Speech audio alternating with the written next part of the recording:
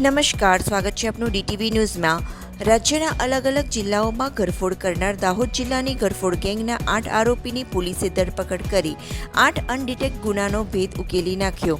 Dahod એલસીબીની team નાસ્તા ફરતા આરોપીની વોચમાં તેમજ અનડિટેક્ટ ગુનાની તપાસ માટે લીમખેડા વિસ્તારમાં નીકળ્યા હતા। તે દરમિયાન પોલીસને બાતમી મળી હતી કે અગાઉ ગુનાઓમાં સંડોવાયેલ સોમલા કટારા તેના અન્ય સાગરીતો સાથે ઇકો કારમાં ગોધરા તરફથી આવી રહ્યો છે। જે બાતમીના આધારે એલસીબીની ટીમ વોચમાં હતી। તે દરમિયાન કંબોઈ ચોકડી નજીક બાતમીવાળી ગાડી આવતા પોલીસે રોકવા માટે ઇશારો કર્યો હતો, પરંતુ ચાલકે ગાડી સાઈડમાં થઈ ભાગવાનો પ્રયાસ કર્યો હતો, જેને પગલે પોલીસની ગાડીથી રસ્તા વચ્ચે આડાશ કરીને ગાડીને અટકાવી હતી અને અંદર બેઠેલ ઈસમોની તપાસ કરતા રોકડ રૂપિયા તેમજ ઘરફોડ ચોરી માટે વપરાતું ખતરિયું નામનું હથિયાર મળી આવ્યું હતું।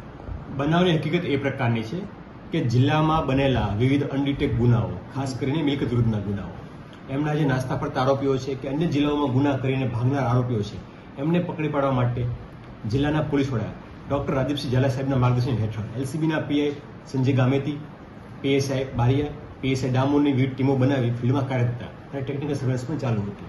એ દરમિયાન માહિતી મળેલી કે ગોધરા તરફથી એક ઇકો ગાડી છે એ આવી રહી છે, એમાં શંકાસ્પદ ઇસમો હોવાની સંભાવના છે, જેથી એ ગાડીને કોર્ડન કરી રોકવાનો પ્રયાસ કરતા એને ભાગવાનો પ્રયત્ન કરેલો, જેથી એમને સરકારી વાહન વડે રોકી એમને ચેક કરતા ઈસમની પાસેથી ઘરફોડ કરવા માટેના ખાતરિયા જેવું સાધન તથા રોકડ રકમ મળી આવેલી, જેથી ઊંડાણપૂર્વક પૂછતાછ કરતા તમામ ઈસમો હતા એના નામઠામ જણાવતા ટોટલ 8 ઈસમો, જેમનું નામ છે સોમલા જીથરા કટારા, ઈબુ અબરુ નિનામા, વસના વિષ્ણુ ભાવસિંહ પલાસ, કોલેશ પાંગળા અબજી નિનામા, રામસિંહ નરસુ પલાસ, સુક્રમ રમણ મીનામા, મુકેશ નારો રણાવા અને વિક્રમ રમણ મીનામા। આ તમામ લોકો છે એ જેસાવાડા વિસ્તારના ખજૂરી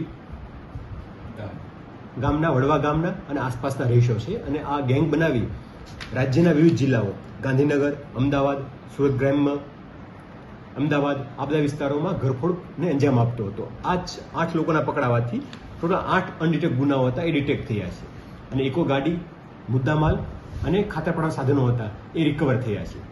આનો ઇતિહાસ જોવામાં આવે તો 8 લોકોના મળીને ટોટલ 51 ગુનાઓ છે અને આ 8 આરોપીઓ છે વિવિધ 18 જેટલા ગુનાઓમાં પાસાના વોરંટમાં અને અલગ અલગ વોરંટમાં નાસ્તા ફરતા હતા।